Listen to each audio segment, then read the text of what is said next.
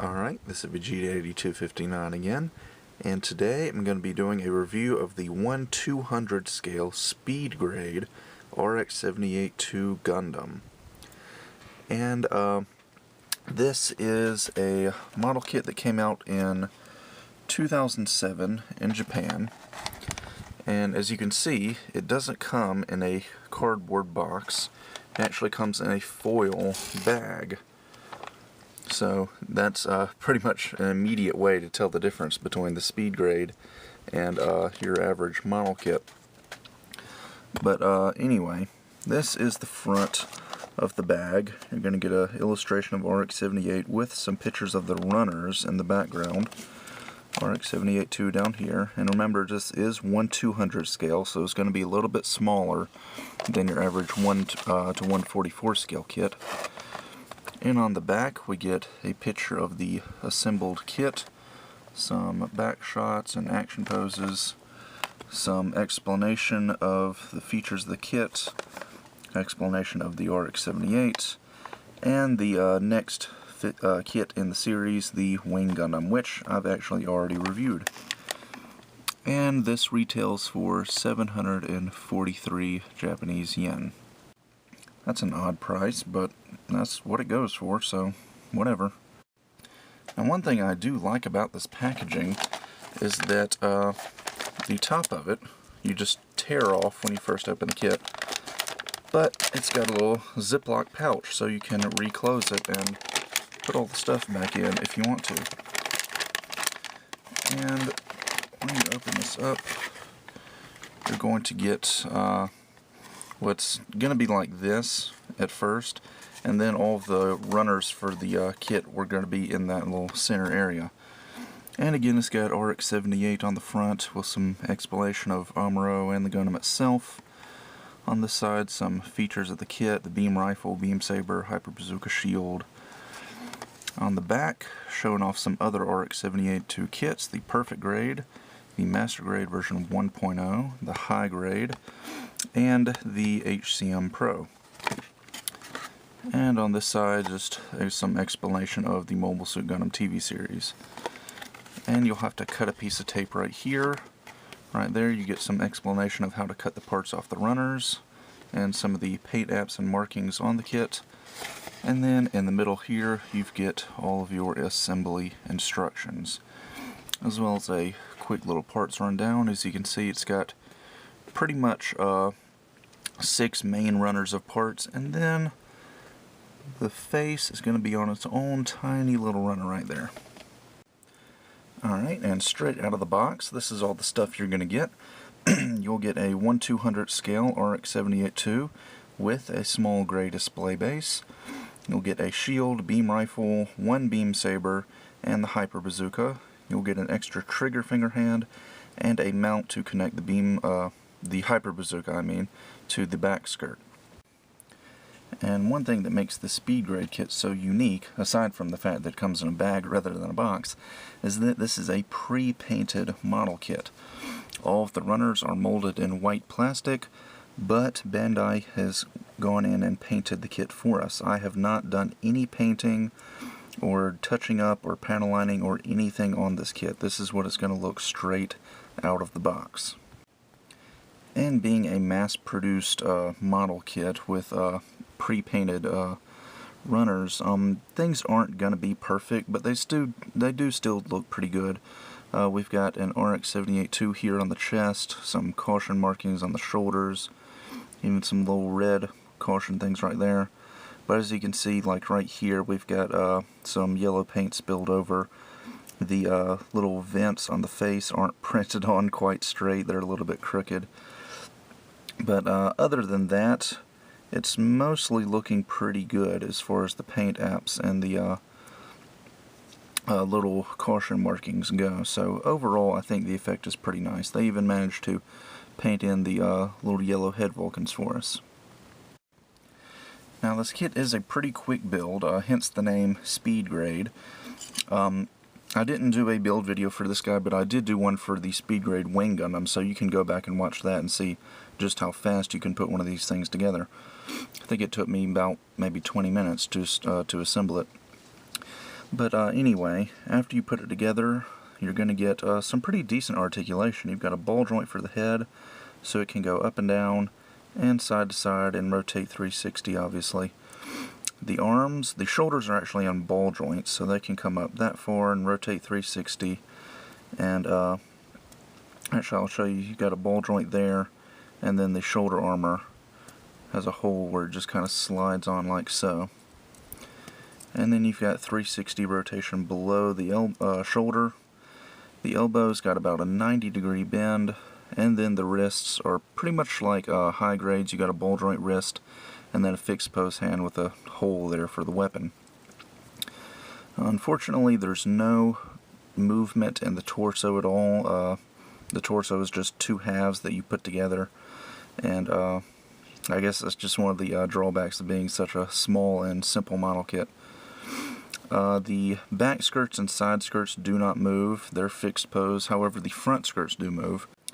Now, like on many high grades, the front skirts are molded in one piece, but they have a little section in the middle where you can cut them in half and put them back into the waist section and actually have them move separately.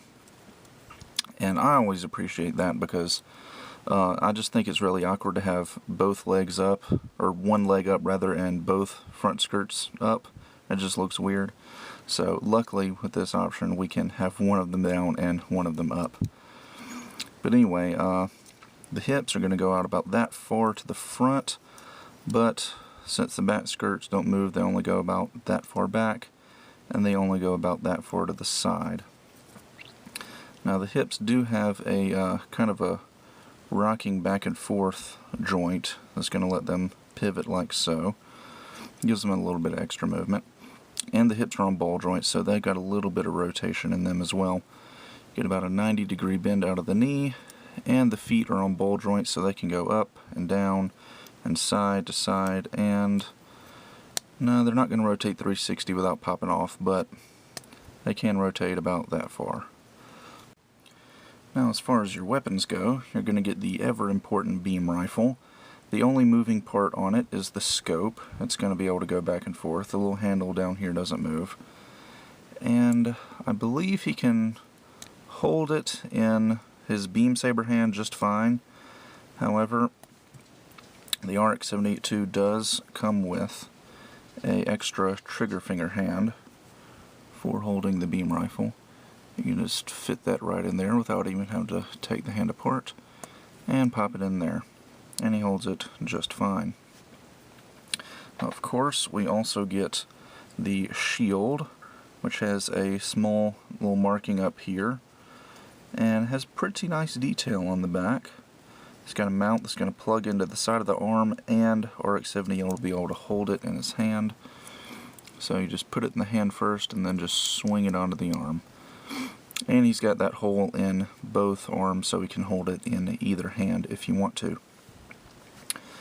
Also, we get the Hyper Bazooka, which is actually going to have two moving parts. The handle can move back and forth, and this little bar up here can move up and down as well. I find it's a little bit loose though. And you're going to have to take the hand apart to put it around the bazooka's handle, but once you do, that movable handle on the bazooka is going to allow you to put it over RX-78's shoulder like so. I tried tucking the bazooka up under RX-78's arm, but it doesn't really work very well that way, so I think the over-the-shoulder approach is going to be best for the bazooka. And the last weapon to come with the Gundam is, of course, the beam saber. Now, these beam sabers on the backpack do come out, but they don't have any blades. The blades aren't removable. Instead, you get one solid pink beam saber right here, and it fits right into the hand quite nicely, and he has no problems holding it whatsoever. Now, a couple of the weapons can be mounted to RX-78's back. You're going to get this tiny little gray piece that's going to fit into the back skirt like so, and that's going to allow you to mount the Hyper Bazooka back here. And also, the same peg that allowed you to peg the shield into the arm is going to peg into the backpack as well. So you can have the Hyper Bazooka and backpack mounted on the shield when not in use. And the last accessory that this kit comes with is this small little display base. Now, as you can see, it's molded in gray, and it's got RX-78 Gundam engraved here on the bottom. And normally you could just set RX-78 on it like so. However, you could flip it over, and it's got a small little arm that you can detach from the bottom, and simply slide it into that little notch back there. And this piece right here has got like a small little ratcheting joint on it, so it can go up and down a little bit. And you'll see a hole in RX-78's crotch where that'll just fit into, and that'll give you the ability to pull off some nice little aerial poses. So I thought that was a nice little feature to throw in with this kit, and I believe all of the speed grade kits come with a display base like this. And just to give you an idea of the size of a 1/200 scale kit, here's a 1/144 scale RX-78-2 Gundam, and a 1/100 scale RX-78-2. So that's going to be your 1/200 scale right there, same size as an HCM Pro action figure. So that about does it for the review of the speed grade RX-78-2 Gundam. Overall, I think this is a pretty nice little quick build if you don't really have time to do like a full, high grade or a full paint job or something. This will be something to just, snap together and keep you occupied on a lazy afternoon or something like that. Overall, the sculpted detail is actually quite nice on this kit. It's very well detailed despite its small size. And it's fairly articulate. It's kind of bad that we don't have any movement in the waist, and the side skirts aren't movable. But other than that, the articulation is pretty good, especially considering the kit's size and its simplicity.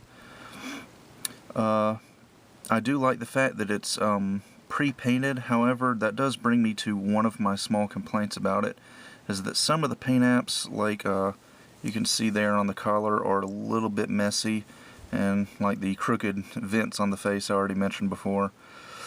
And another complaint about the paint apps is, if you're gonna pre-paint a model kit, Bandai, why leave the elbow joints and the knee joints white? Why not just go ahead and paint them gray? Doesn't make sense to me. But anyway, those are just small complaints that I've got about the kit. But other than that, especially considering the price of like around $7, I do think this is a pretty nice little unique addition to anybody's collection, and definitely worth picking up. So that about does it for this review, and with that, I'll see you guys next time.